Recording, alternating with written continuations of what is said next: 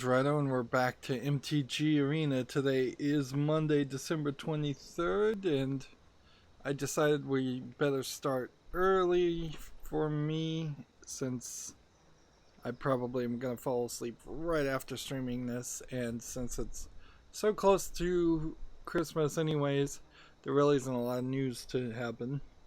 It was either between now or 6 or 7 in the evening.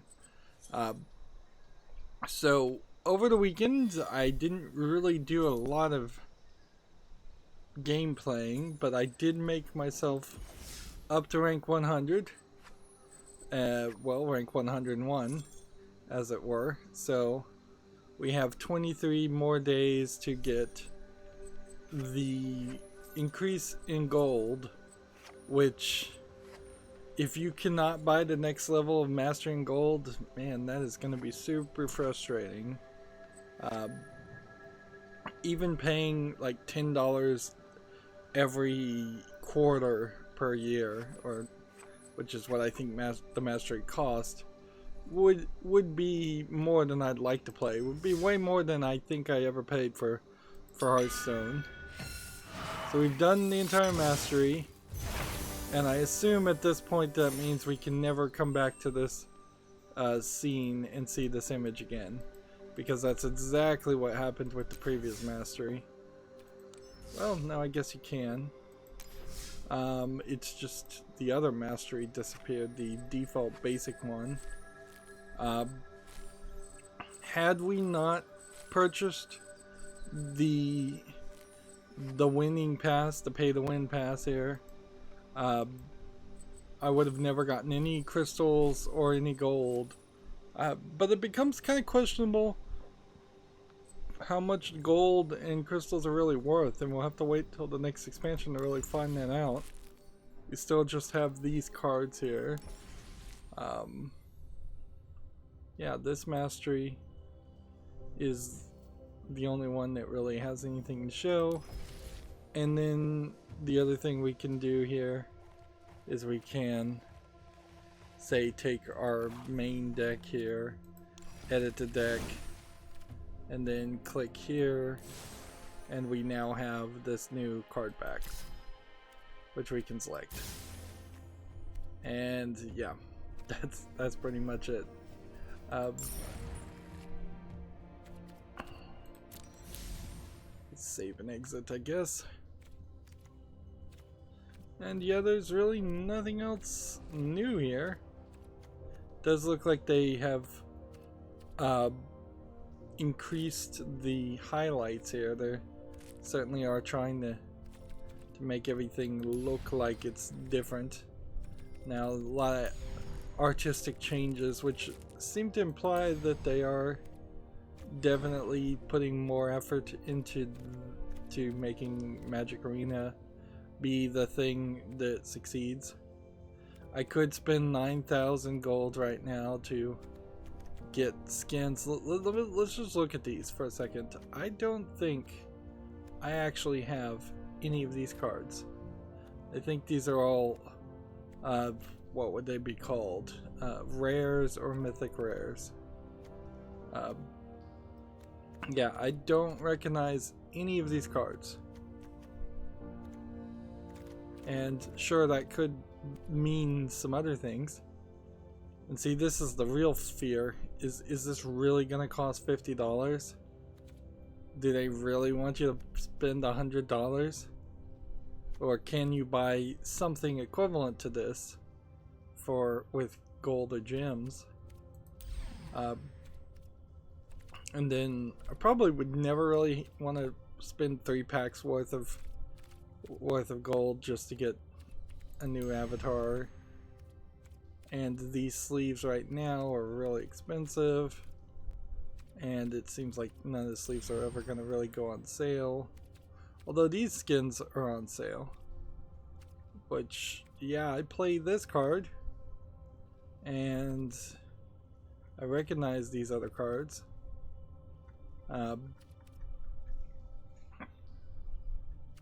So how much would it cost to get all of these? Well, this one must be a rare, They're all over the place. Some of these are 500, some of these are 300, some of these are 600. The prices seem very random.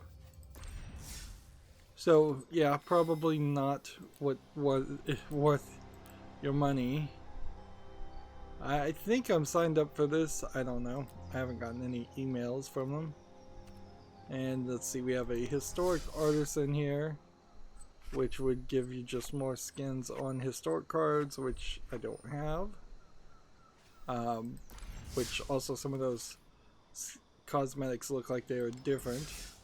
There's this Brawl Days that ends in a long time, the 16th of January, so we still got like 20 days. So I probably want to think about maybe holding up for a while, and I just don't see why I would want to play War of the Spark at all. Like, Theros Beyond Death is the new expansion. So yeah, we're good to just jump in the game. So I spent nearly every second, well, that's not a fair description, all of my actual active time over the weekend, or nearly all of it, working on my conference room sign, electric conference room sign project. I spent nearly half of a day yesterday trying to get back to where I was, because everything was going really well as I was just laying out a battery indicator and a kind of genius way of laying out error warnings and notifications without having to use too many pixels, because the screen is incredibly small. It's like 210 pixels by 104. Just really small. So what I found is that directly under the battery indicator, if you are going to assume that you are going to have two lines of text to the left of the battery indicator, which right now I'm just using as date and time, for those two lines of text, which are not drawn on manually by me and thus have the fixed height fonts, those two lines of text leave I would say about 4 or 5 pixels below the hand-drawn battery indicator that I had made, with room to make everything look nice and pretty. So what that allows me to do is, I don't particularly know why I chose 4, but I put 4 little dash marks under the battery indicator, and then 4 dash marks under those dash marks, which are just 1 pixel long, 1 pixel wide, or 1 pixel tall.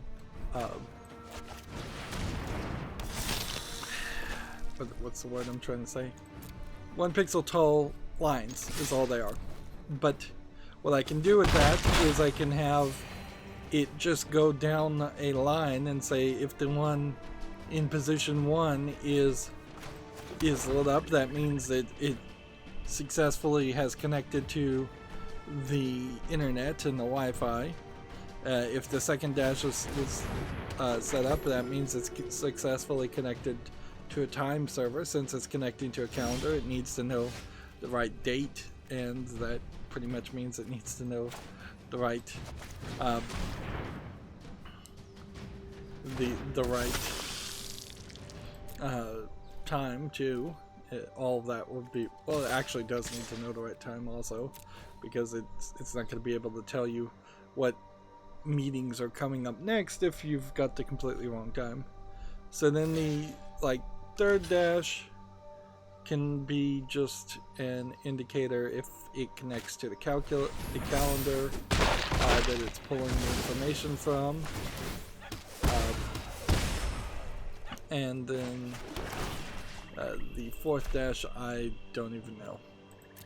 It hasn't even occurred to me what the fourth dash is. And then under those dashes, there would be a fifth dash that could be an indicator if the temperature is too high. I might even need to use one dash to indicate that the temperature is too low. Is it really necessary in any scenario to say something is running too cold if it's not particularly a piece of equipment is running too cold, unless it's really cold or unless it's really hot? I think even if you were at a calm regulated temperature of like 70 and you had a piece of equipment that said it was running too hot, or said that it was either running too hot or running too cold, you'd be able to pretty quickly determine, well, that's gotta mean it's running too hot.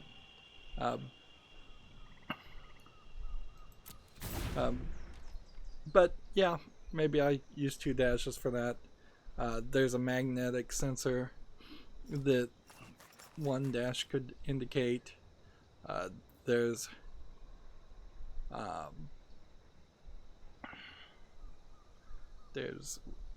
let's see, probably some other things I'll think of.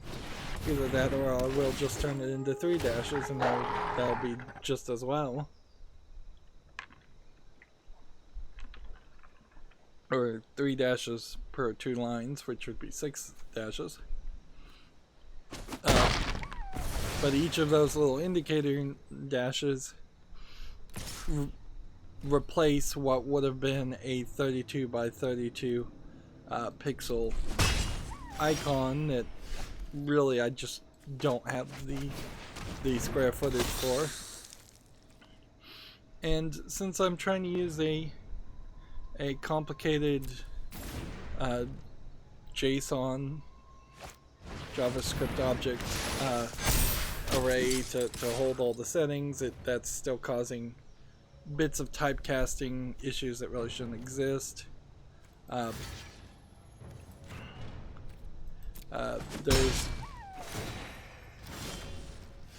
There's certainly problems also with the hardware I'm using too. It is a development board, and using Arduino to program it has proven that it actually is a lot less polished and finished than it should be. I ran into major problems. It seems like it's close to impossible, if not impossible, to turn off the Wi-Fi without turning it off permanently and just like breaking the whole system. So all I can do is really connect the Wi-Fi and then disconnect the Wi-Fi and hope, generally speaking, that is power saving enough. But this is a device that I'm trying to at least in part take build with the idea of saving as much battery as possible, and if you can't even turn off the Wi-Fi, that's certainly not saving a lot of power. Go ahead and hit. Let's just attack with all of these. But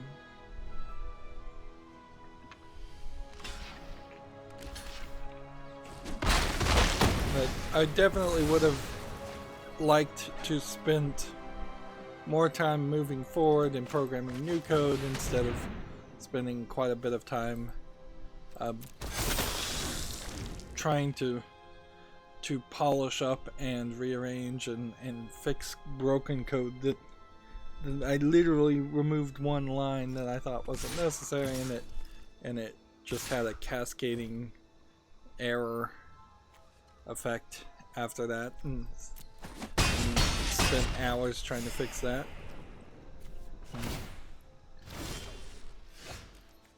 And I am not doing well.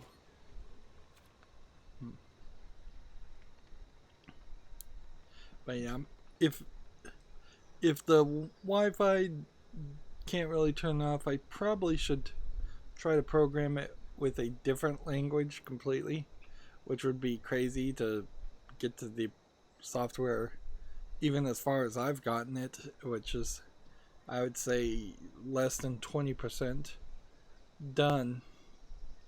But yeah, it would be pretty crazy to start over or try and copy and paste things over to a different language. But that would be the right thing to do, both in an attempt to add the Bluetooth feature, which very possibly I won't be able to get set up, and have better Wi-Fi sleep mode functions. I'm moving probably too fast and not sleeping on a lot of the ideas that I'm trying to do, and because I'm not sleeping on them enough, I'm probably not making the smartest of decisions. But I have made a lot more progress than I really probably should. I should put the whole thing aside and work on pre-recording some footage.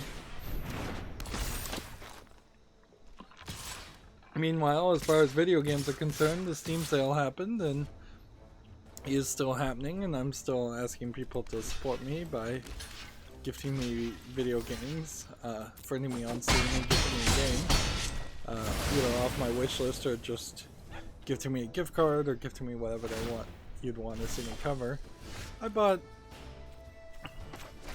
about $100 worth of games, which frankly I probably shouldn't have done, but it did let me buy a couple of things that I've been aching to play, and more it is a tilt towards playing newer games and games that I'm handpicking, things I really want to cover, instead of playing a bunch of random games that were just cheap. I've got plenty of those. The Steam sale has changed slightly. The rules on how it was working before apparently did not include if you bought Steam wallet credit, and they retroactively adjusted that so you would get tokens and rewards for buying Steam wallet credit, and the stickers that were going to be 30 uses and disappeared, they quickly did a 180 on that. So people apparently weren't happy about that. It is also, I guess, worth mentioning that Half-Life Alexa was supposed to be shown off at the Game Awards, and they canceled it the last second, and then they just had Adam Savage's Tested.com, which Tested.com has not been good or really worth watching for probably 4 or 5 years. The Will Smith, who was the main personality at Tested.com originally, really ruined the show after he left being the permanent host and personality. He had Norman Chan as a sidekick, and Norman Chan is a kind of quieter, more soft-spoken character who made him a good sidekick, but only when you have a boisterous Will Smith. Once I lost him, Tested really became a lot less quality, and then eventually it got sold and purchased by like Adam Savage, and it was originally Adam and Jamie's of the Mythbusters fame, and then Mythbusters broke up, so now it's just kind of Adam Savage shows up and does whatever he wants on the show every now and then. But Tested itself is kind of a nothing website that covers gadgets and new technologies. Particularly in the past 5 years, gadgets and new technologies haven't even been that good, so they also certainly suffered because of that. Regardless, they did get an exclusive where they showed off Half-Life Alexa, and Valve News Network was not really happy with what they showed off because of the way it had been filmed, and just in general because of Norman Chan probably not being the biggest Valve game or Half-Life fan, although he is a moderately large fan of VR in general, and so it kind of did make sense that he would be allowed on there. That being said, if they had gotten Linus from Linus Tech Tips to do a video on the game, they would have probably had a much better amount of people watching and a much smarter response, and that is with the caveat of kind of knowing that I don't think Linus from Linus Tech Tips even really plays video games too much.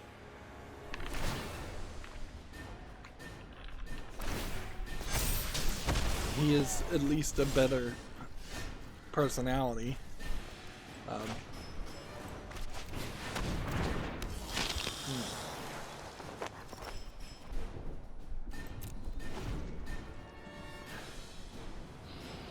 Is there anything else I can think of off the top of my head?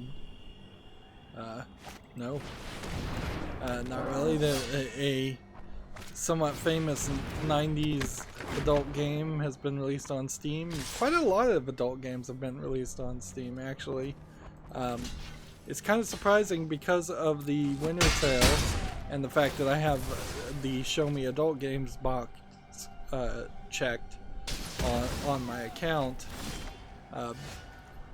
When it is showing me games from the discovery queue, like there is quite a few that don't seem to show up on what's on Steam's feed, and some of them are just like straight up not censored or not censored enough screenshots. So it's almost as if just kind of sneakily at the behind the scenes that Steam is trying to open that door as far as being the storefront for adult games.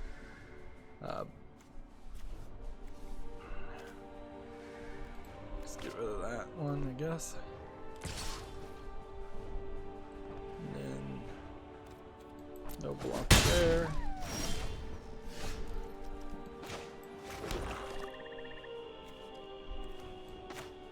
And I'd still need one more heart, one more mana to play this. So yeah, we're in a weird position, certainly because of Christmas, and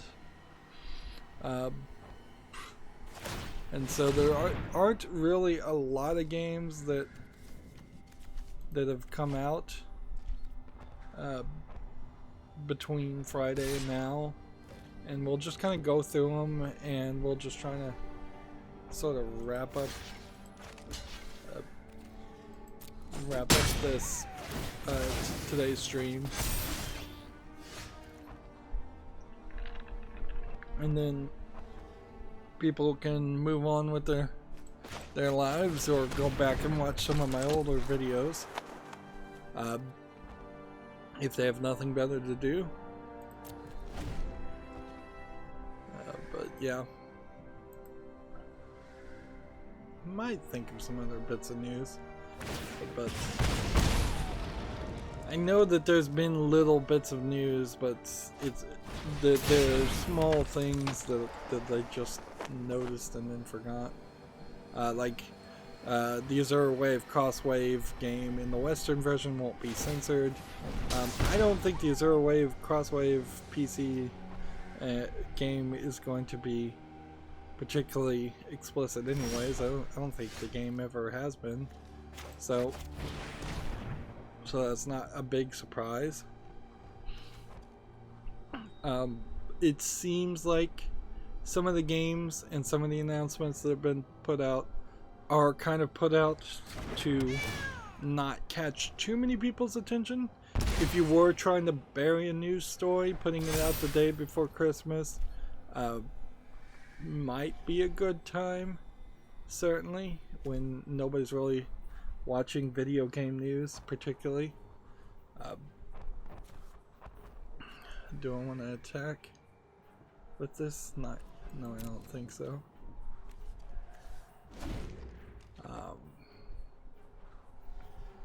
but also then there's some games that they think have come out specifically so that they don't gain any controversy, but have been already announced, so people would have known about them. It's just that they decided to come out at a different time, at an odd time right before Christmas. Although, also in some instances, this might be a direct intentional thing that they, as a from a perspective of this item being a Christmas gift, or these games being Christmas gifts.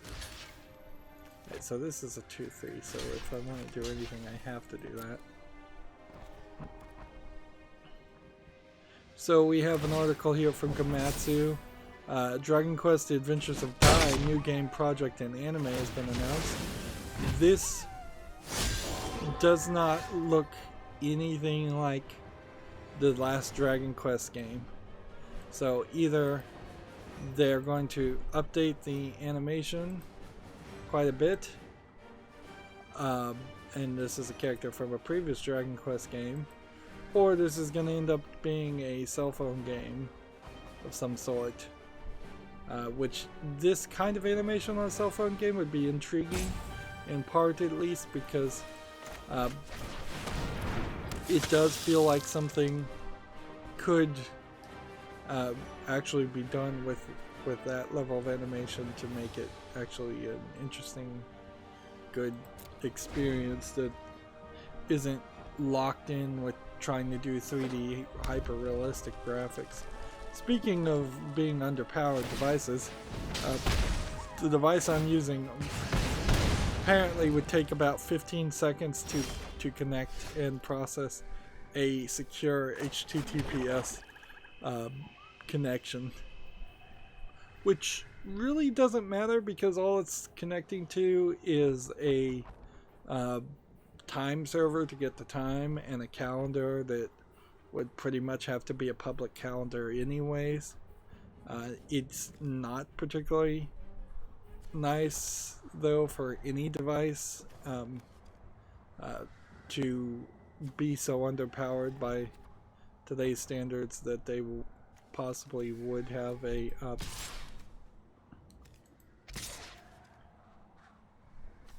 let's see, like to have any device that can connect to the internet and not have it powerful enough or have a co-processing security chip to handle an SSL TLS connection by default is something I don't think should happen. Yep. And I'm just getting my behind handed to me. Am I playing ranked? That'd be bad if I was.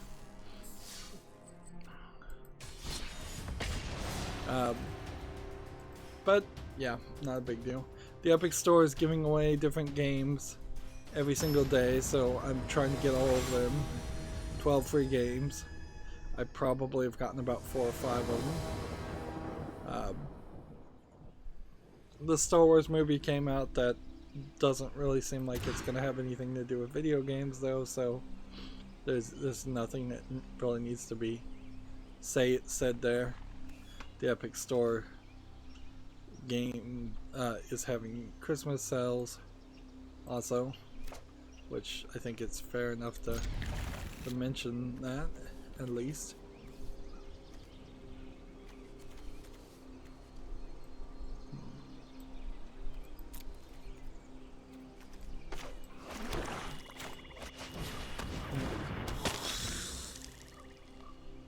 So here we have a game on Steam here that came out called The Pirate Queen.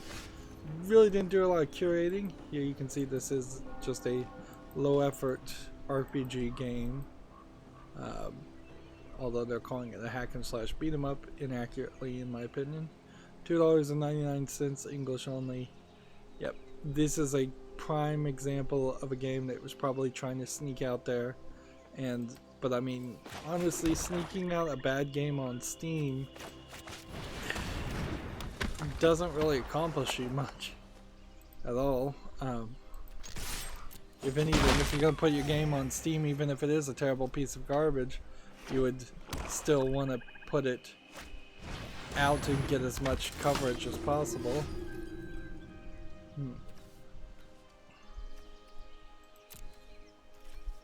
Alright, well, this does an afterlife of creating one spirit, so I'm just gonna say no attacks and ruin his plans. Next we have a game on Steam called Project Torque, which is a free-to-play MMO racing game according to its title. It looks polished enough, certainly, but the idea of a free-to-play MMO racing game with in-app purchases and a third-party account is not intriguing at all, and English only limits you, which really shouldn't be that limited, come to think of it, when you're talking about a racing game. Racing is pretty universal, so you would want to try to have more language support. TechRaptor has a review here, Spirit of the North review. Let's see what this is. Spirit of the North, I believe, is the game where you play as a fox spirit for a vast majority of it. If I vaguely recall, the other review I heard about this was it was just awful. Nope, I guess not. Not going to TechRaptor. I must be thinking of a different game. Spirit of the North has much to offer, even though some of the finer points get lost between the cracks. It's a journey well worth taking. 9.0, gorgeous setting, adorable protagonist, compelling narrative, lack of text made subtleties unclear, object placement can be slightly off. Okay, well, I guess I should look up Spirit of the North and see if it actually came to PC then.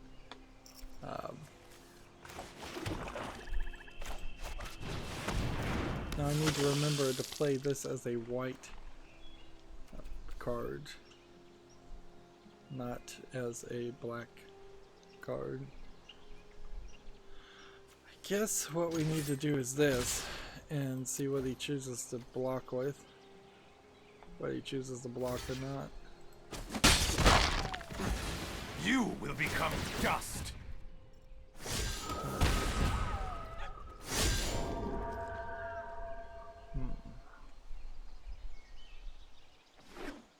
Let's see, TechRaptor has another article here, the best games in Borderlands 3, Moxie's Heist of Handsome Jack, Jackpot DLC, which at this point feels like more of an advertisement for the DLC than anything else.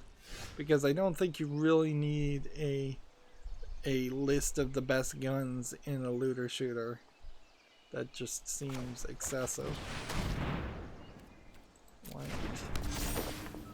And then do this. And play that. And then no attack, I guess.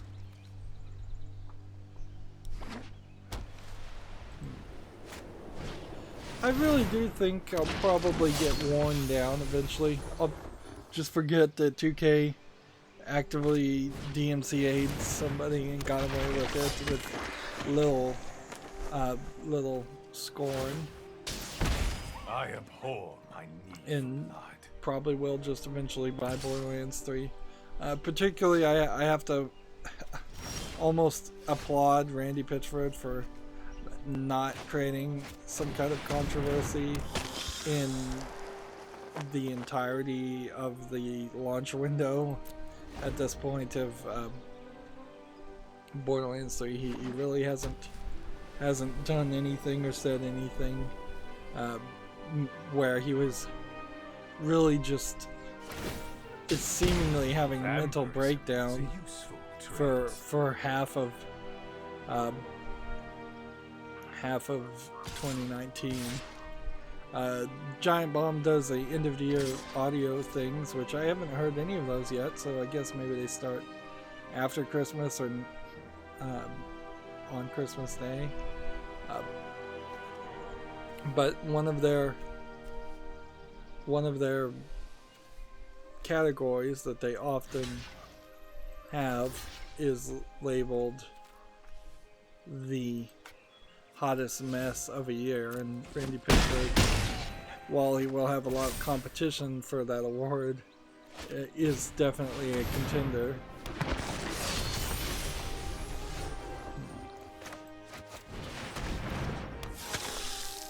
Here we go.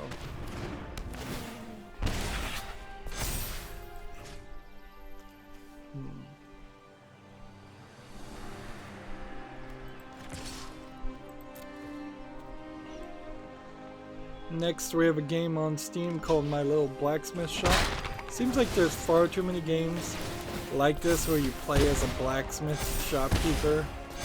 This one looks particularly unpolished and just kind of asset flippy. It's early access, $8.99. Time for a Not drink. anything for the follow list. Not sure I'm going to be able to show you this, but I will mention it. Nutaku is having a sale. Nutaku being the Pornhub parent company owned adult video game site. So it's probably not a terrible idea to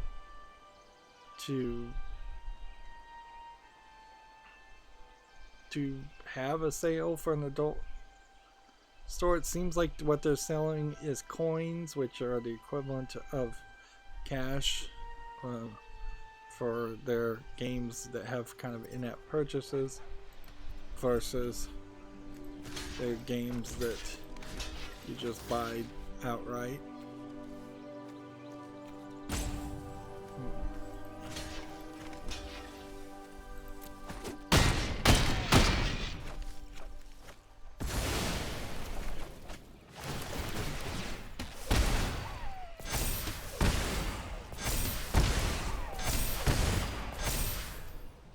I wouldn't be surprised if a game like that would never, a game site like that would really never have sales, since it is attracting kind of a nicher audience, a somewhat niche audience. Let me see.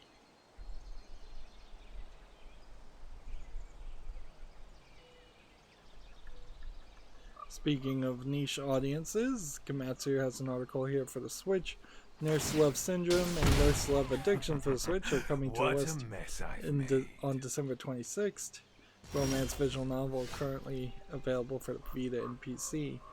So you're seeing here adult visual novel games coming to the Switch right on Christmas, and so that's a prime example of, are they trying to kind of hide some controversy or avoid some controversy by coming out right around Christmas? Or is it just the Japanese mentality in which they look at Christmas more as a couple's holiday and romance thing, and so that it totally makes sense for them to release it around Christmas? It could be one or it could be the other. I imagine it's probably more that they just look at Christmas as a minor couple's holiday. It's not certainly anything to do with Shintoism or Buddhism or any of those holidays. And I don't think that they celebrate too many of those holidays particularly fervently either.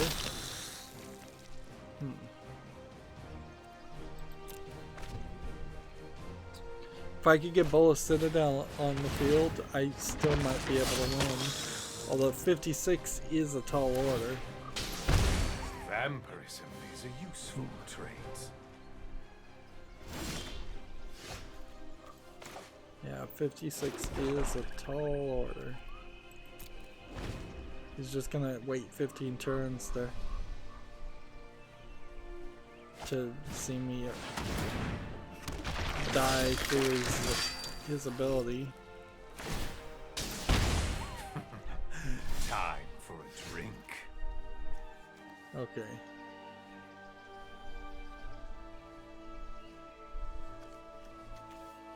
Got a bunch of vigilance things. We got double strike here. Let's get rid of the double strike.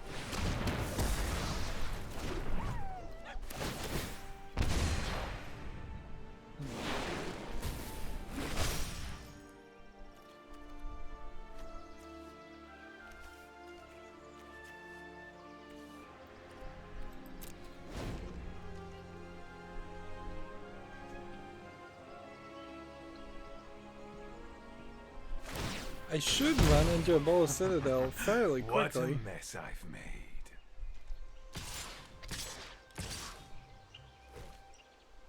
Alright, Death Touch. So, this doesn't have Death Touch. These were just two damage.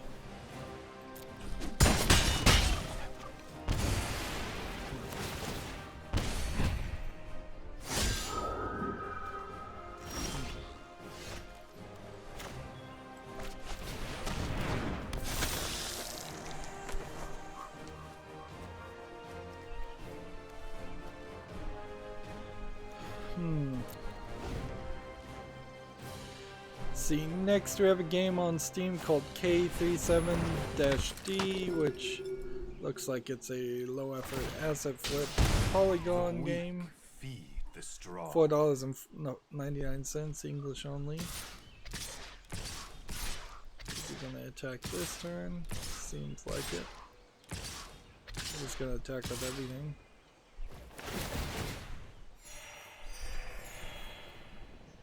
Alright, well. We do this, and we can't block that, so we do this, and then this, and then this, this, this.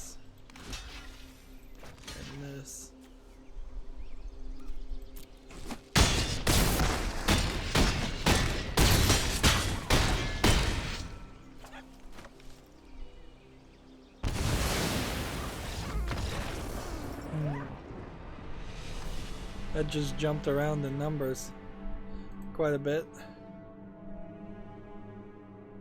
And I am certainly not doing well today, which probably isn't super surprising that playing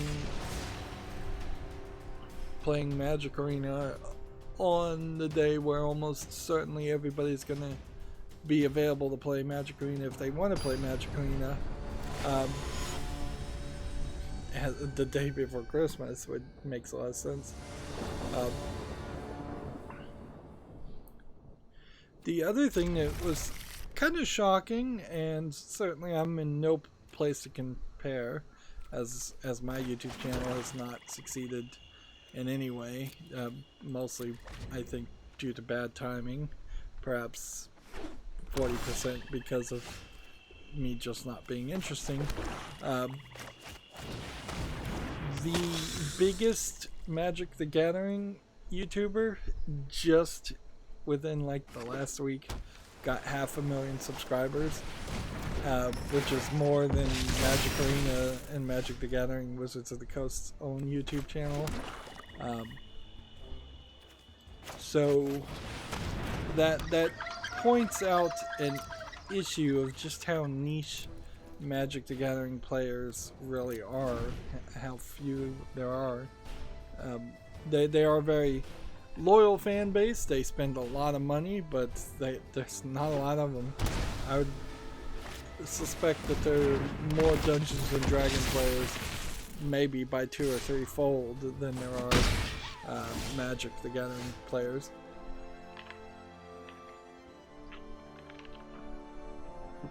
Which was kind of one of the nice things about Hearthstone, at least, is because you had the people that would have potentially played World of Warcraft, you had all the StarCraft players and all the other Activision Blizzard players potentially getting pushed and funneled into playing Hearthstone.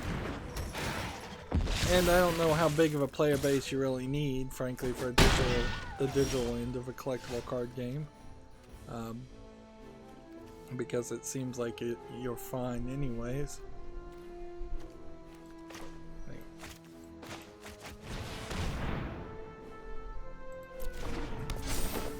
So we've got Bola Citadel ready to go.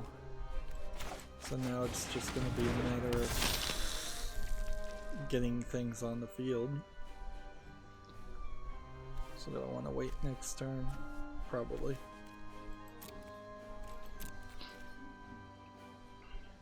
Next we have a game on Steam called the Santa Challenge, which is clearly just a low effort slide puzzle with, one assumes, legally licensed images of Santa Claus, sorta.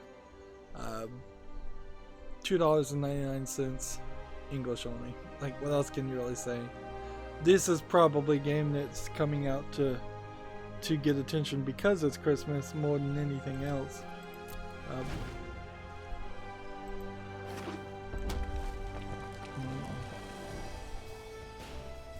TechRaptor has an interesting article here, a chat with the family-run DB Attic Studios, and here you can see what looks like some, if not all, of the family running this video game group of programmers. I really wouldn't call it a actual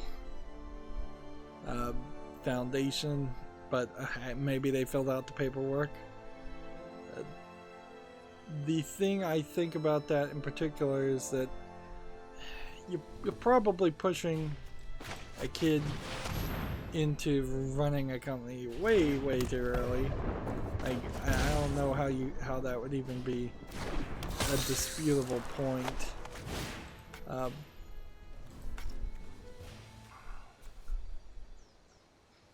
Let's see.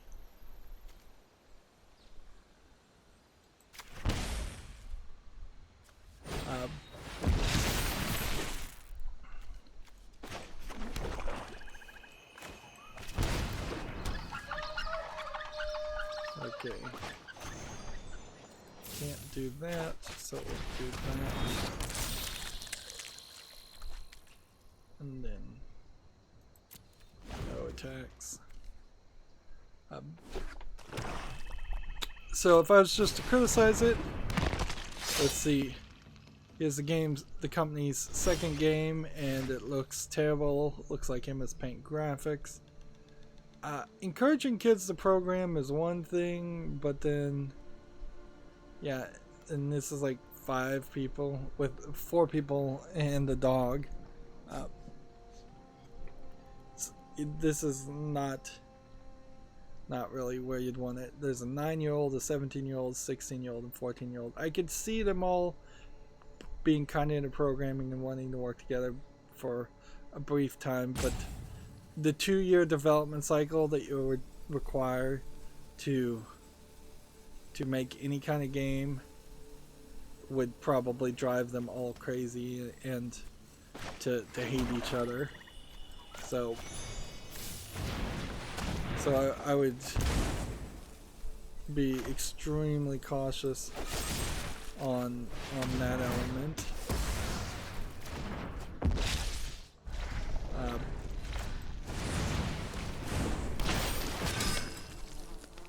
Let's see. What do we want to do?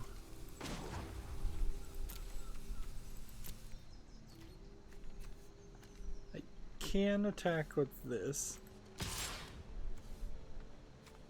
I guess. But I kind of don't want to.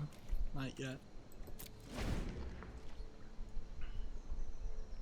And none of these little screenshots look any better. These don't look like good games. Yeah.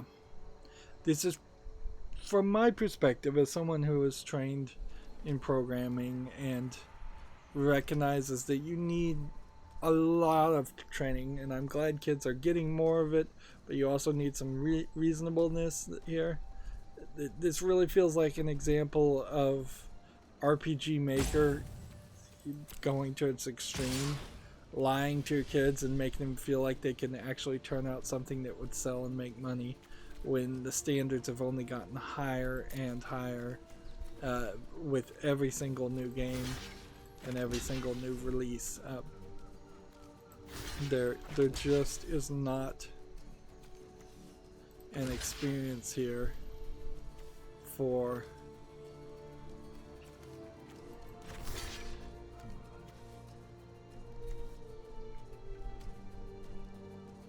so if I just instead get rid of this guy and then get rid of, say, that guy.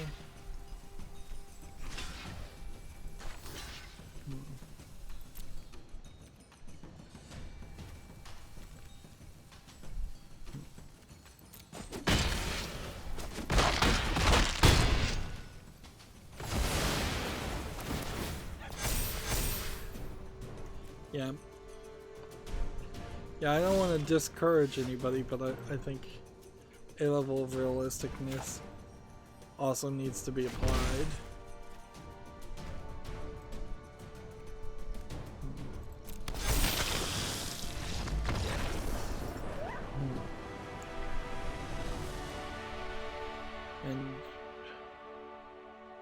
And yeah, kids would have to go to college. They would have to be in teams of 100 people. They'd have to have good ideas, and they'd have to really do well to think of something new and program something new. And inherently, there is this split between giving kids the impression that they can run their own business and be a CEO of their own family-run video game programming company, and the reality of, oh no, you're going to be an entry-level intern or an entry-level programmer, and you're going to be given the worst, most boring tasks, and you're going to be doing what other people tell you to do, particularly in the group effort that is developing games. So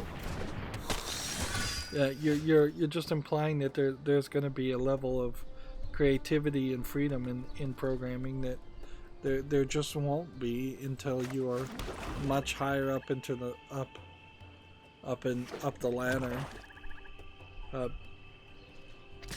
And you're probably, if you're not careful, encouraging a lot of bad habits as far as programming is concerned. Things that you'd have to either forget or be retaught because you're running a company as a kid instead of going to a school.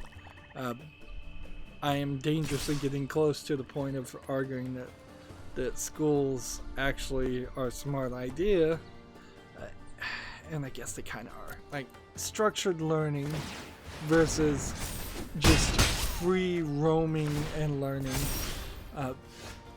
is probably better for young kids to start off with. You gotta learn the rules before you break the rules in a lot of instances.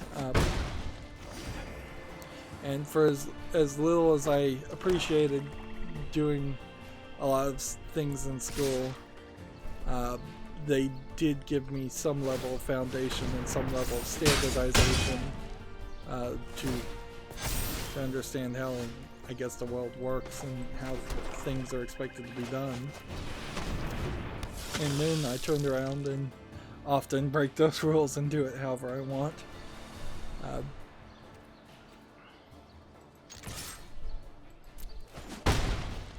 Moving on, TechRaptor has an article here. Super epic. The entertainment war is a love letter to the Metroidvanias. So this does not look like a Metroidvania to me. This looks like a low polish beat 'em up game with very bad UI. Yeah, I don't see anything here that looks particularly good. Let's see, I think the charm of Super Epic may be lost on many people. If you're looking for a good platformer, Metroidvania should absolutely pick this up. I feel like a lot of these articles that TechRaptor put out are definitely advertisements.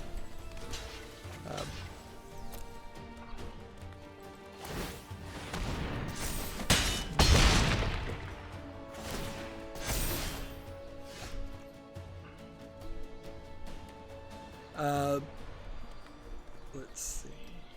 I'm gonna probably have to cough here. 1 second.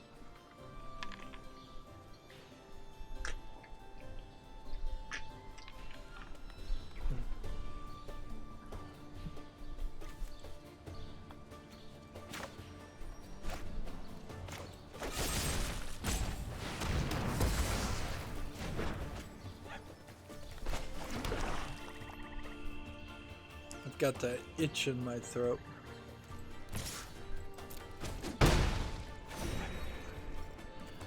Lego tweeted out they have a new game called Lego's Builder's Journey that's exclusively on Apple Arcade.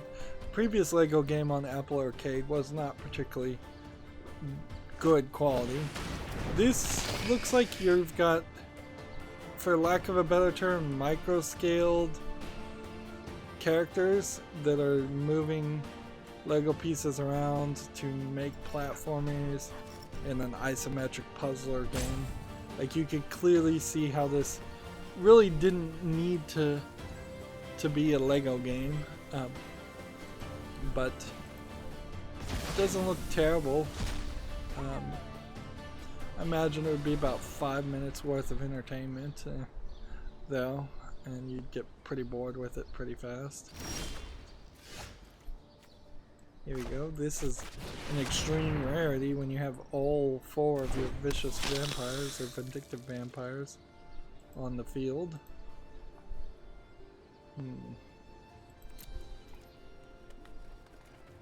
TechRaptor has an article here, Shovel Knight King of Cards video review, which if you want to watch the video review you can. And right after that, I believe, is their written review. TechRaptor kind of moving back and forth between whether they want to do video reviews or paper reviews, I suppose.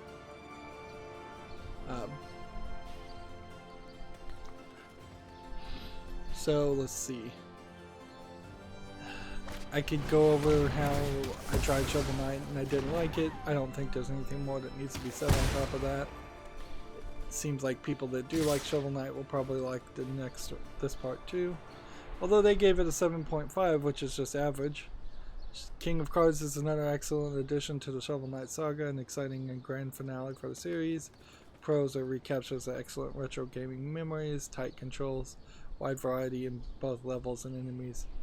Fun addition of Joustus, less distinguished play style for King Knight, and an unchanged core claiming combat and platforming. So it seems like you are just kind of playing the same game over and over again with different characters in all the Shovel Knight expansions.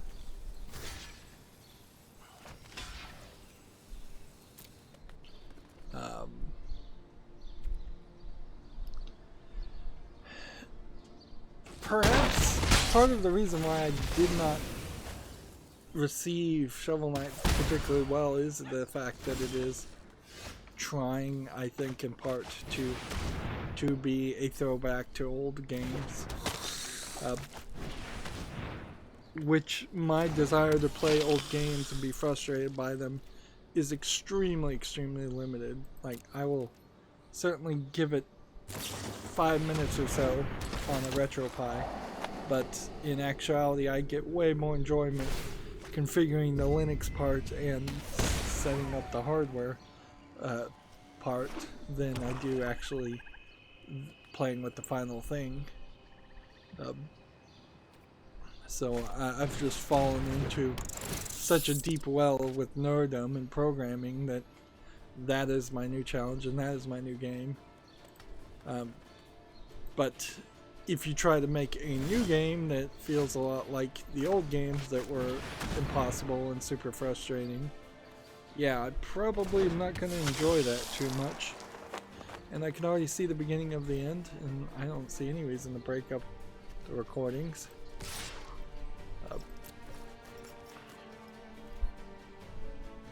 So I lost 2 of my guys here, unfortunately.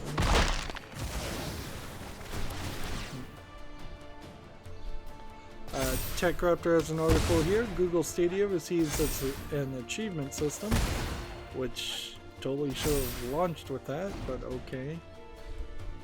And it's only available through the web, which is weird. Like, it really can't be too hard to have an overlay system. They probably already have that, so they probably just have too few people playing, working together. Interesting. You kind of let me have that one. I don't think I could have easily won.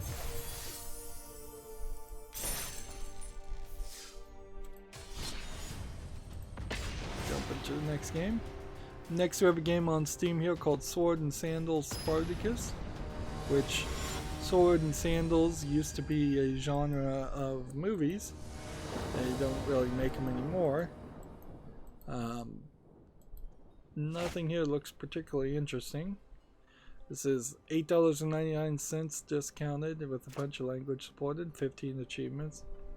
Yeah, this just looks like a platforming hack and slash game. Although the idea of playing as Spartacus is slightly interesting. I would prefer more of the Dad of War, God of War most recent stories, or even the God of War of old stories being told and not just a generic platformer. And that's certainly saying a lot, because the old God of War games in particular were just button mashing hack and slash games. So even those I'd kind of appreciate nowadays, because we don't get a ton of those. Perhaps that is in part because Bayonetta took that style of gameplay and then turned it into an actually polished, skillful way of being played. So you can either play Bayonetta like I do and just smash buttons, or you can get really good at the game and play with actual skill. Next we have a game on Steam here called Whimsy, which seems to be a collection of mini games and a lot of insanity. Just a ton of insanity here. But it does look like there's an actual game here first and foremost, compared to some of the other games that look like they are just craziness. And I don't mind different artistic styles if you've got something here. On top of that, this game is free and it's English only, so, or it's a free demo as it were. I almost want to see what else this person's made. He made a game called Hello World for 49 cents. Yeah, well, it's a free game. If you want to play it, play it. If you don't. Like, from the looks of this other game, it seems like it is probably, this is a much better example of someone who could program by themselves and make their own games and potentially have them on sale on Steam. And that's not really saying much, because I still wouldn't really put this person's games on the level of being good. The way this is labeled, by the way, is that the game itself is free, not the demo.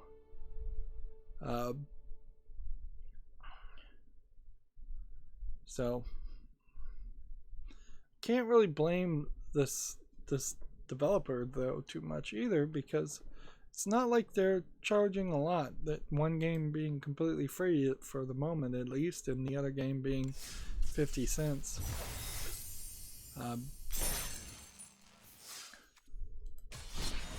And kind of in fairness, if I was going to make a game and put it on Steam, and I was being realistic about it and saw that my game wasn't really worth anything, I might put it on sale for 50 cents and see how many dimes I can collect.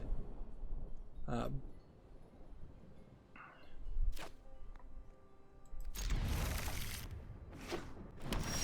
see, next we have a game on Steam here called Raccoon the Orc Invasion, which looks like a platformer with some asset flip characters. It doesn't seem like you do too much interaction with enemies, although there is some. Just a big divide visually between this and this. It's $2.99 and this is English only. Yeah, nothing special there. And play that.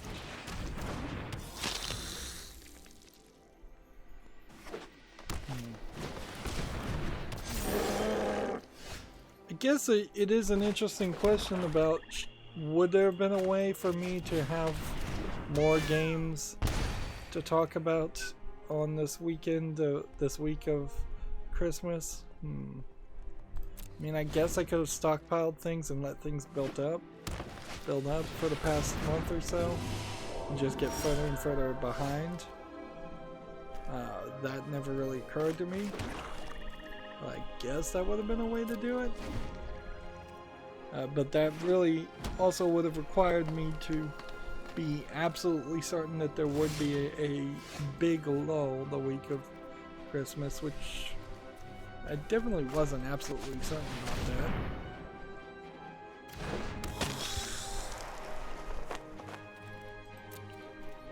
See, next we have a game here on Steam called Angel Dust, which looks like it's mostly just a massive flip Minecraft clone in a fantasy world.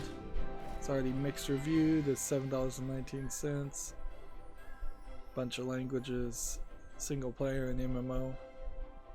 It's crazy that they are still trying to make Minecraft clones. On the other hand, I guess it's just crazy that people are still cool or interested in Minecraft at all. This.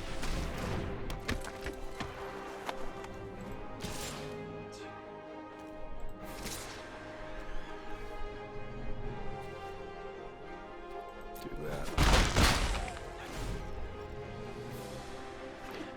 Techraptor has an article here. Bear with me, the Lost Robots a Mechanics stream.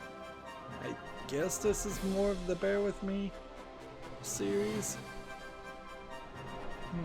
Do they have an actual review score here? Let's see. Yep.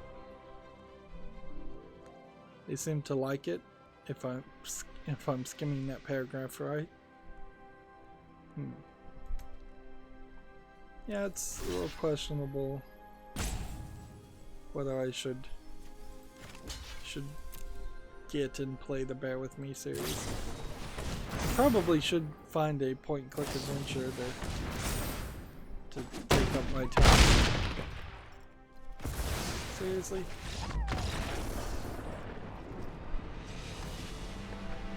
How was I supposed to know he had 2 spells that could get him up to a 12/12? And boy, would I wish that I had that.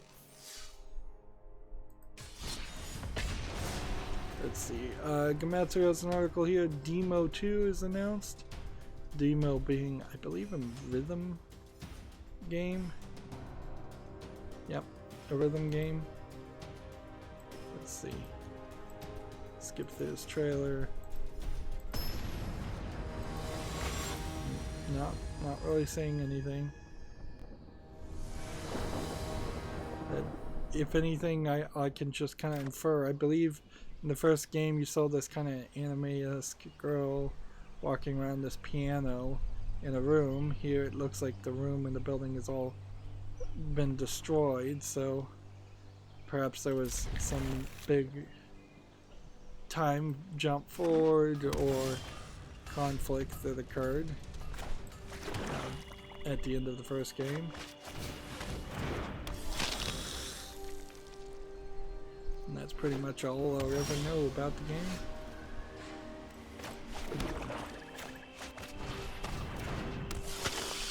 Let's see. TechRaptor has the article, best games of 2017. They're working their way up to 19, which maybe they'll release one a day. Let's see.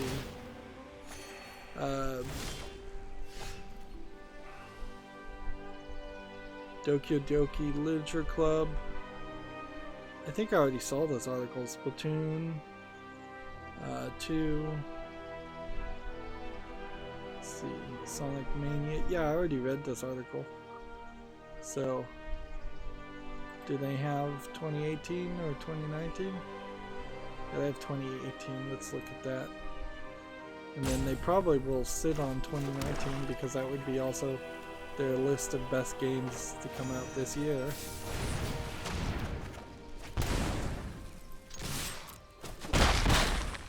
So let's see what they say for 2018. Bloodstained Curse of the Moon. Far Cry 5, which I don't know if there's any relevant reason to play that. Octopath Traveler. I don't think that came... Well, that did come to PC, didn't it? So I guess I could play that.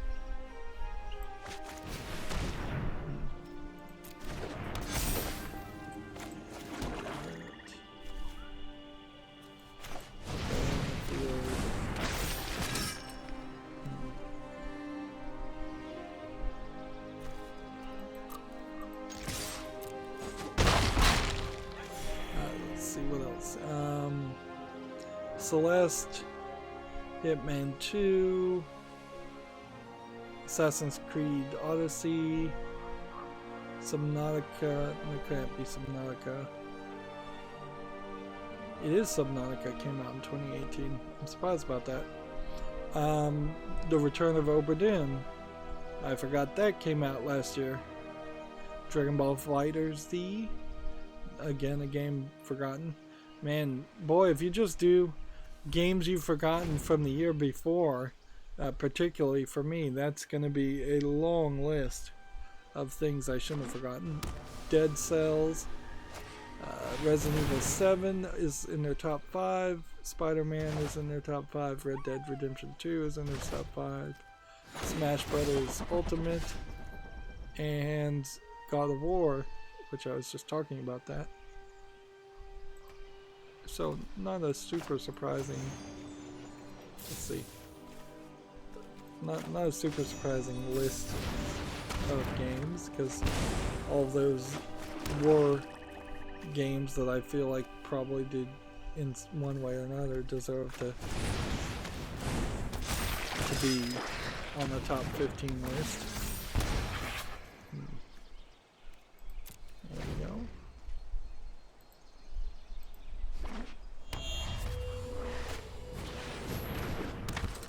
Next, we have a game on Steam called Ancient Guardian,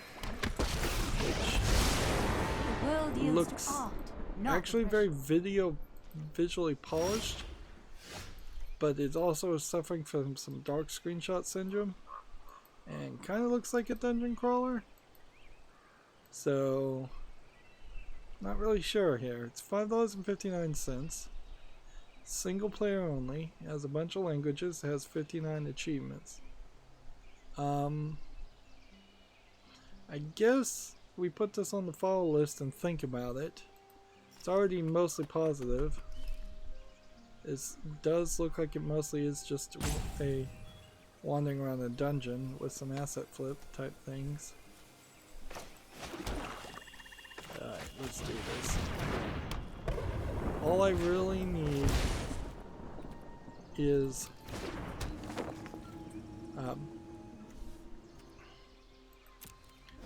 one vindictive vampire, and that's pretty much it.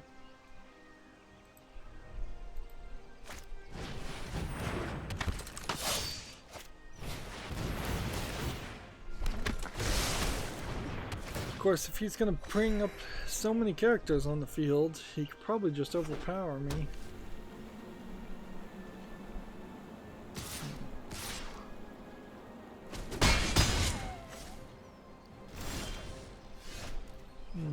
Alright, let's do this.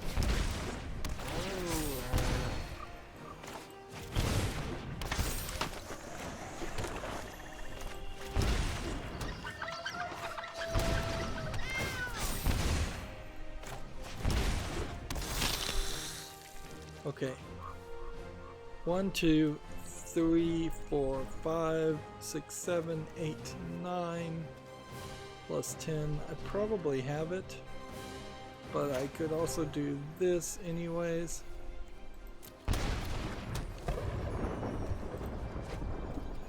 And then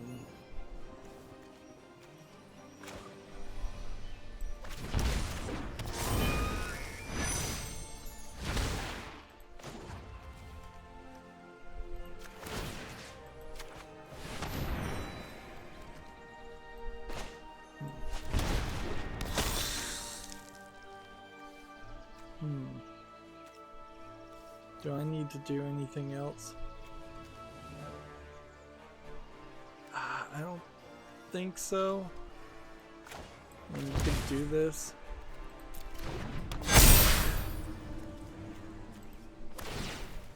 And then this,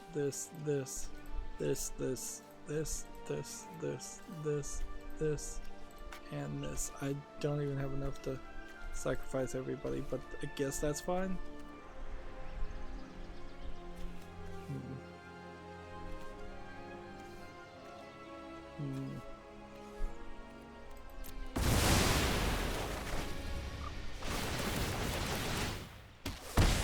That should win the game for me.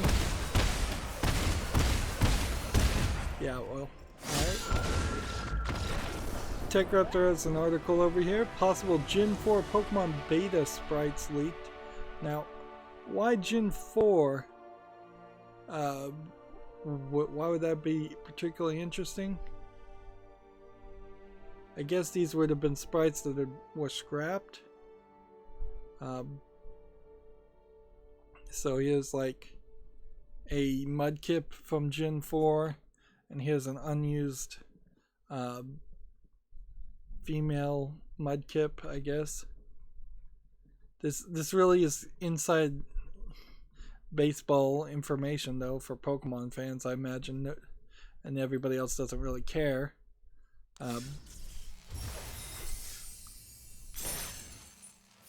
Like I can't really say anything else about it. Like if you're super into Pokemon, that might interest you. If you're not, it's probably completely useless information. Gamasutra has a blog here. Ethics in Video Game Industry, a myth-busting and scientific approach. This came out the 20th, or has been held back. No, I guess the 20th would just be a couple days ago. And this person's tagged as a expert blogger and featured post. So there's two things without even reading this. Is this a yet another we will never get over it attack on Gamergate from that happened years ago, or is this an attempt at looking like video game journalism, an editorial saying video game journalism should clean up its act, but then they're burying it right before Christmas, so no video game journalist would even be in the office to see the article or refute it or respond to it.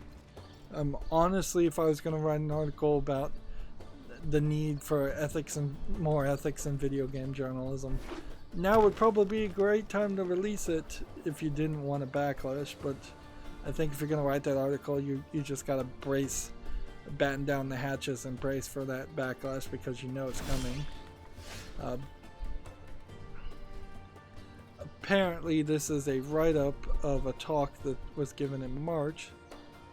So let's see. There's a long paragraph at the beginning. To start, it could be also an attempt here to say video games have some kind of ethical duty, but that wouldn't be video game journalism. So is this ethics in video game industry? Yeah, it is. So it's not video game journalism, which has way too much cronyism in it. It's video game industry in general. And I would say, being an art that supplies entertainment, there's very little ethics there. Like, you perhaps have some ethical duty to not abuse your employees, and I can't really say much more than that. Like, generally speaking, do something that somebody in society will at least appreciate and enjoy, not scam your customers or make something that is just so horribly broken that it's unplayable. That's about as far as I think I could go as far as your ethical duties in making a video game. Because if you want to make a garbage game that insults everyone, then that's just art. Let's see. So here in the article we have be careful of shortcuts claiming that video games have an effect, whatever this effect might be. I encourage you to read the long story. Video game, #1 video game quote-unquote addiction. Yeah. Let's see. Here they're actually listing what an addiction would have to be.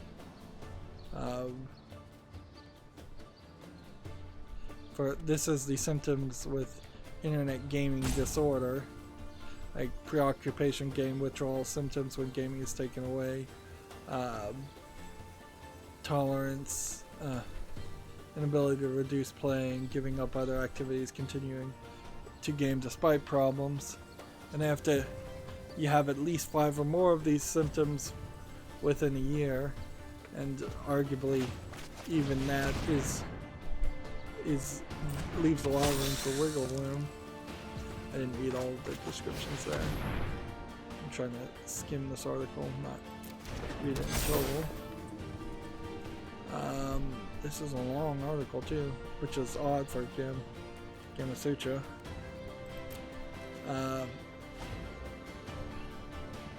So it seems like this is either going to cover a lot of things or it's just going to talk really long.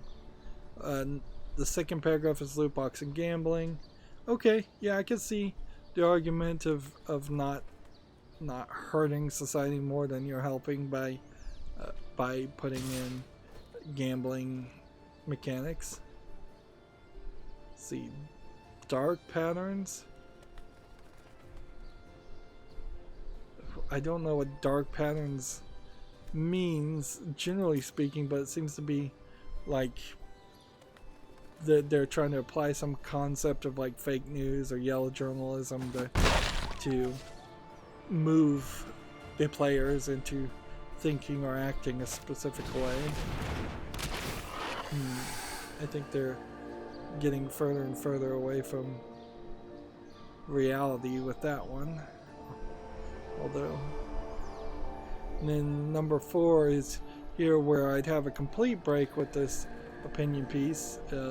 Violence. Let's see, which I've never seen any real world examples of significant, persistent increases of violence in video game players.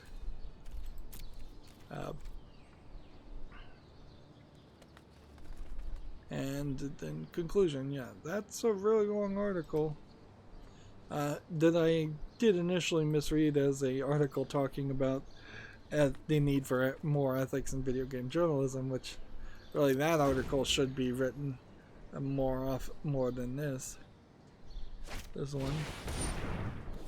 I don't think video games really have to do too much. I think in the end, the loot box and gambling problem is a problem that is of 100% the creation of video game creators, and if they won't clean up their act voluntarily, they are going to be forced to clean up their act due to legislation and regulation, which in the end I think we're going to have is just because of the large amount of variety of game creators these days.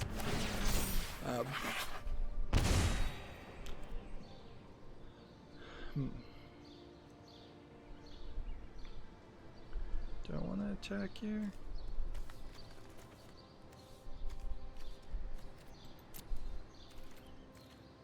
I'm just gonna say no. TechRaptor has an article here. CD Projekt, quote, solidifies relationship with the Witcher author Andrzej Sapkowski. This is a slightly different phrased article compared to them just settling their differences and him wanting more money and CD Projekt Red probably paying him something. This is probably just TechRaptor trying to get some more coverage off The Witcher, which, in all fairness, because of the Witcher Netflix series, it seems like a significant number of people have gone back and played Witcher 3, triple or quadrupled the number of players that they would average see. Let's see. Next we have a game on Steam called Streets of Neo Tokyo, which Neo Tokyo as a title has now become incredibly overused. This looks like a top-down hack and slash game and doesn't look particularly interesting. It's early access, free, English. I guess the price is right at free, but yeah, otherwise looks pretty uninteresting.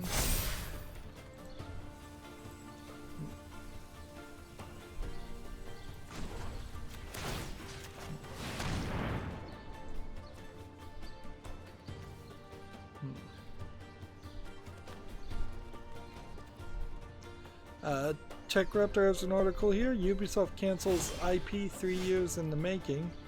So which IP is this? A secretive IP after 3 years of work.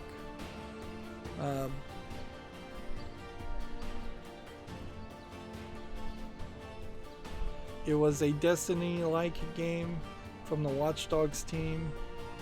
You could only say that it was not the project codenamed Pioneer. It began as a non-violent space exploration game and was internally rebooted as a co-op multiplayer shooter. Okay, well, fine. That is only the smallest bit of indication, in my opinion, that there was a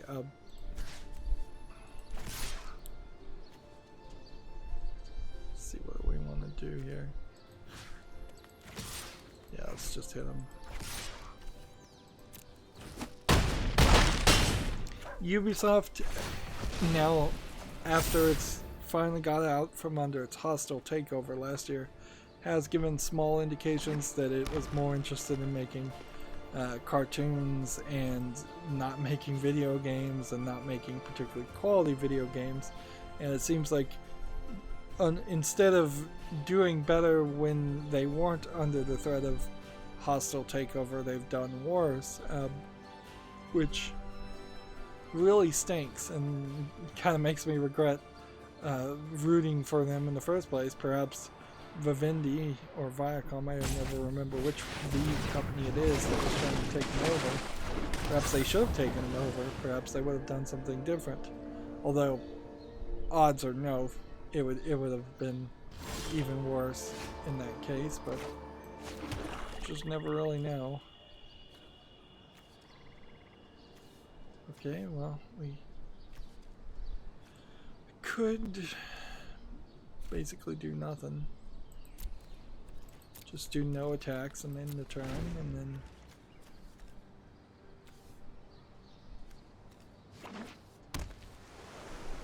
this guy plays his turn, and I'll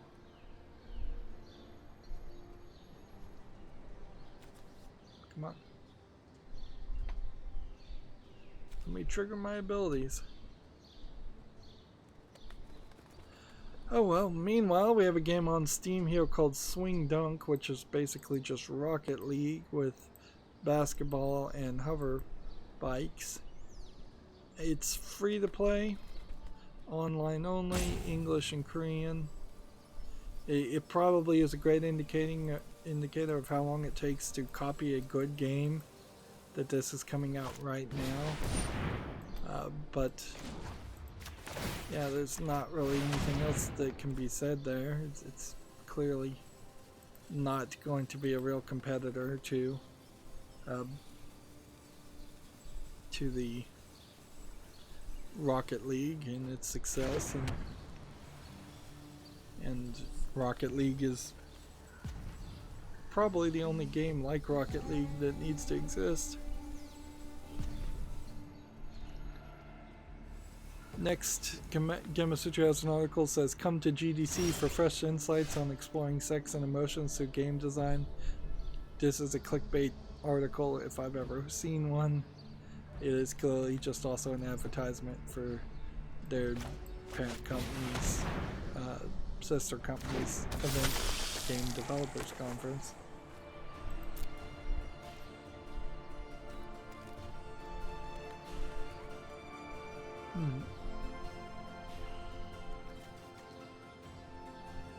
That doesn't have reach. That does. So I can, I think, attack with that. No, I could probably attack with that too.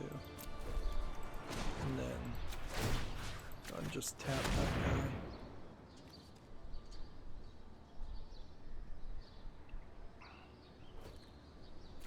Probably should have tapped that guy. But whatever.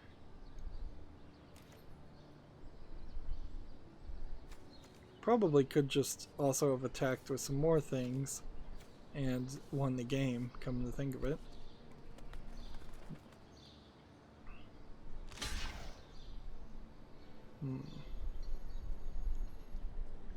Honestly, I would argue that video games have done a pretty terrible job so far as exploring the human condition and human nature and sex and emotion. The writers are just not that good and not that well paid in video games. So yeah, there's a lot of room to do better, but they're gonna have to decide to pay writers and how far they're willing to go and what they're willing to animate and what they're willing to say, and if they're gonna tell a generic contrived story or whether they're gonna tell something that is long and interesting. The only stories as far as emotion and sex really that happen are visual novels, and GDC won't be talking about any of those, I'm sure.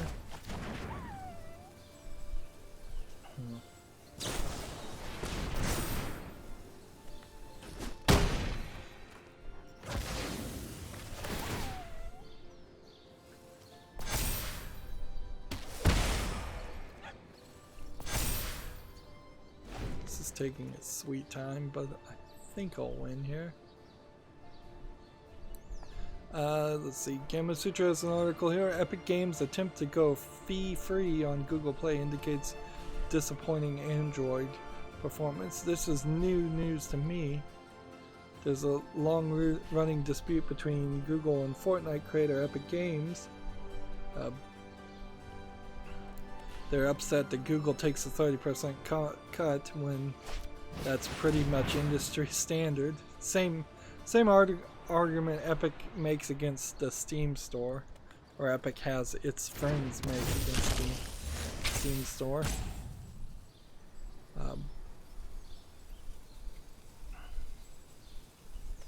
Let's see.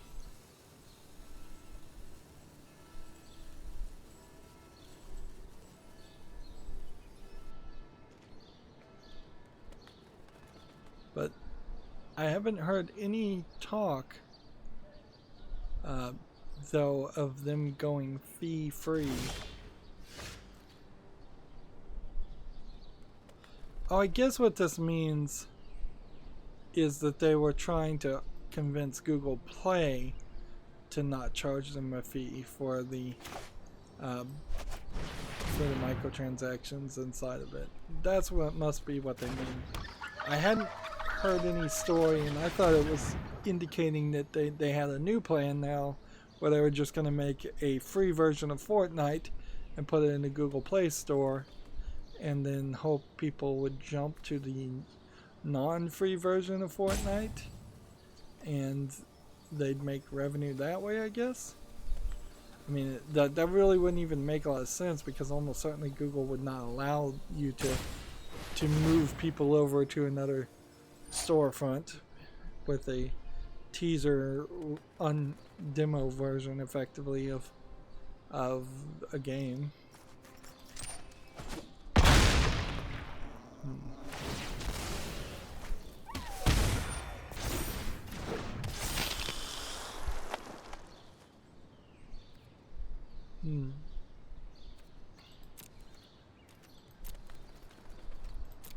Let's see.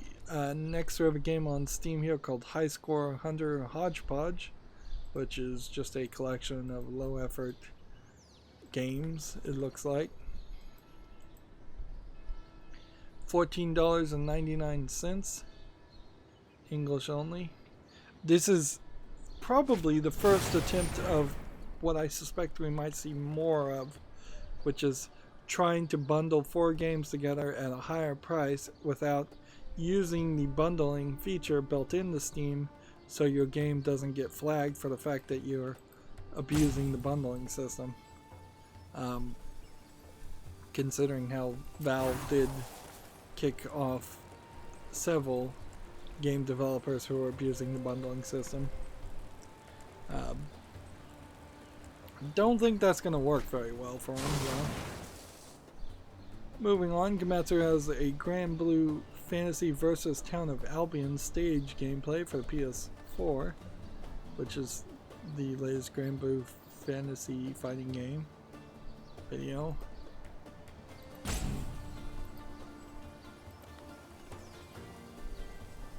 Grand Blue Fantasy, known for very nice looking graphics that they 3D model and then put a lot of custom shading on to make look like it's a really good 2D model.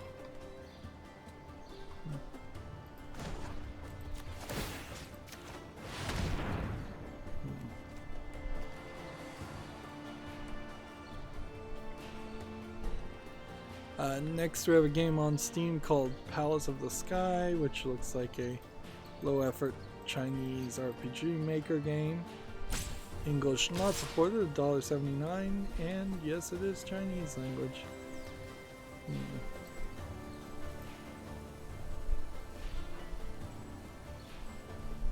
Next we have a game on Steam called Eternal Battlefield, which I think is probably a hack and slash, maybe idle game. No, it's a strategy game.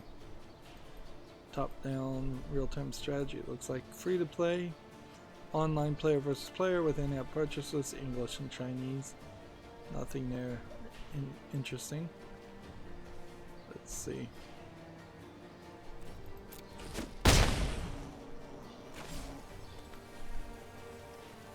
Gotta figure out a way to get past these guys.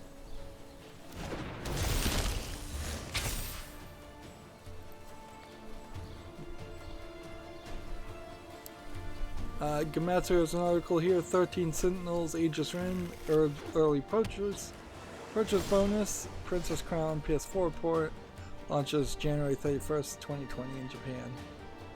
No plans announced for a standalone release. This looks like it is a add-in port of an old game. And I feel like I'm particularly unenergetic today. And in all fairness, that's probably exactly the case. But yeah, I just haven't been asleep for probably 26-27 hours. So yeah, it's a sleepy Monday, as it were. Gamma Sutra has an article here. Get a job. Deep Silver Volition is hiring a principal writer. That's in Champaign, Illinois. I feel like we've mentioned that job listing several times. we have a game on Steam here called The Land of Crows, which looks like it might be a low-effort Russian horror game. Adventure, point-and-click adventure. $5.39, English only. Do I want to put a fault list on this, or can I just write this off? Its art style looks very different, but I would say the cat lady also looked like that, and that was actually pretty good. So I'm gonna put this on the fall list and see what happens. Tap this guy.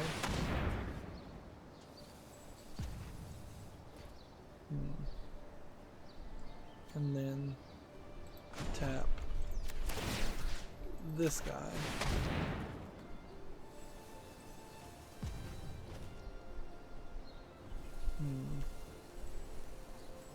And then end the turn, because they can't do anything more.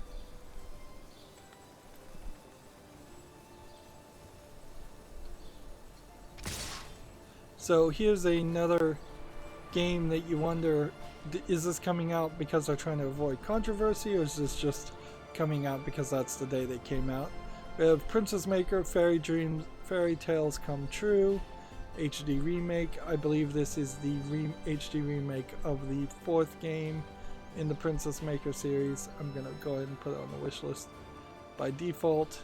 This is a daughter raising simulator game that Princess Maker 3 particularly had some kind of cheat code or mod you could do to see the daughter you were raising naked, and that was pretty much it, but it became kind of well known in the early 90s for that. It's $23.99 discounted right now, full Japanese and lots of other language supported.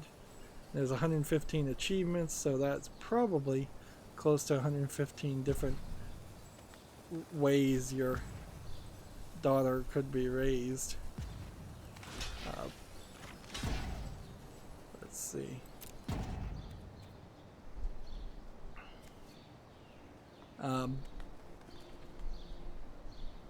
I think the Princess Maker series probably should be a little bit more popular and should probably have 2 or 3 more games that they made for them than they really did. What?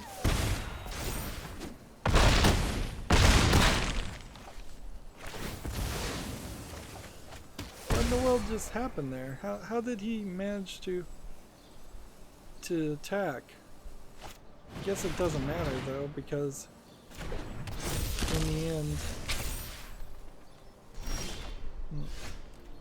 what is this? Alright. In the end, it's not gonna matter. We tap this, play this, and then we attack with what we've got, and we win. And that'll be our last game for today. We did pretty good, actually. I've got about 5. And I don't know why I'm getting an extra reward here. I'm getting a green card that looks like it's a normal card. And then I'm getting a special land card. I don't know why I got that special card. Was that because I got a mastery? I guess that was. So I got this rare card because of that. Then mythic cards. Alright, so there is something to be said about this last 10, you know, just getting mythics and rares all over the place. Because you have like a mythic here, and a mythic here, and a mythic here. You get like maybe a mythic each expansion, and that's it. So you get about 10 mythics, I would say, up before level 100. Next, we have a game on Steam, Princess Maker Go Go Princess, which is some kind of board game spin-off of the Princess Maker series that I've just never even heard of. They are definitely trying to bring this series over to the Western world a second time. And you can kind of see there's up to Princess Maker 5, which is, I believe, the most recent one. Let's see. Yeah, this one is mixed reviewed and came out in 2018. So they're trying to have a reboot of the series. And looking at the other things that they have available for sale, it's no surprise that they would want to go back and re-release these old games as remakes.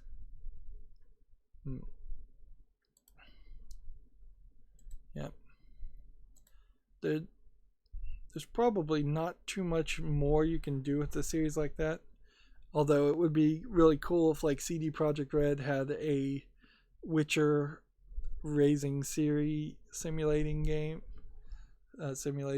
But yeah, I seriously doubt that would actually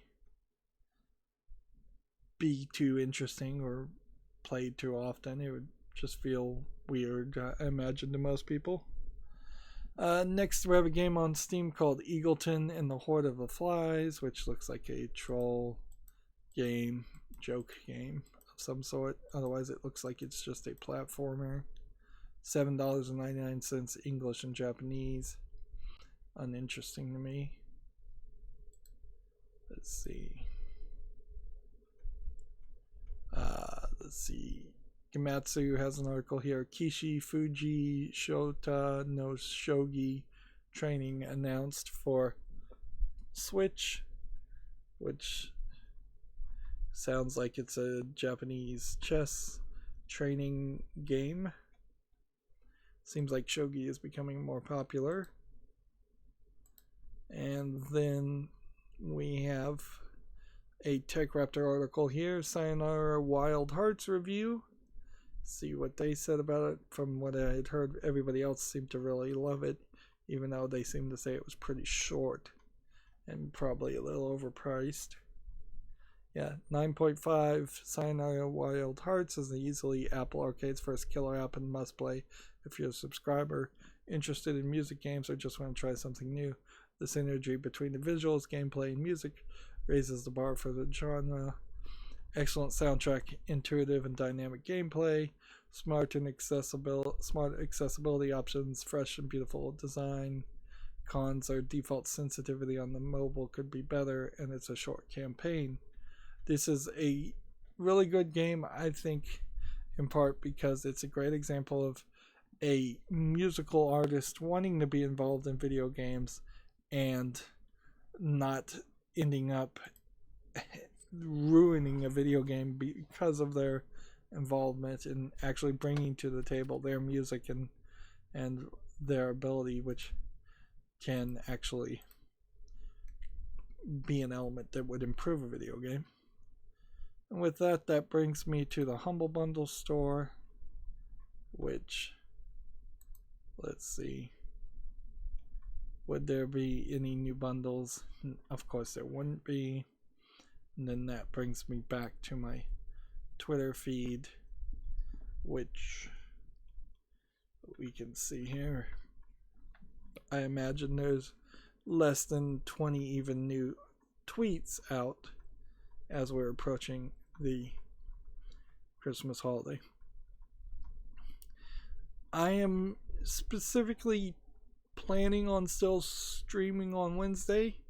It may not be a very long stream, but it might not happen too, so apologies if that happens. And then there's really no reason why I shouldn't stream on Friday, even if I did skip on Wednesday. If I skip on Wednesday, I'll do the daily quests off screen.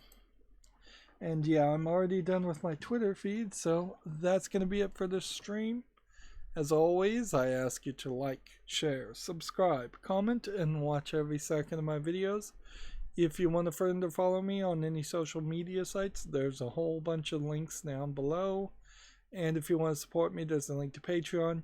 Or you can friend me on Steam and gift me a gift card or a game off my wish list. The Steam winter sale is going on right now. Thank you for watching. Have a good evening.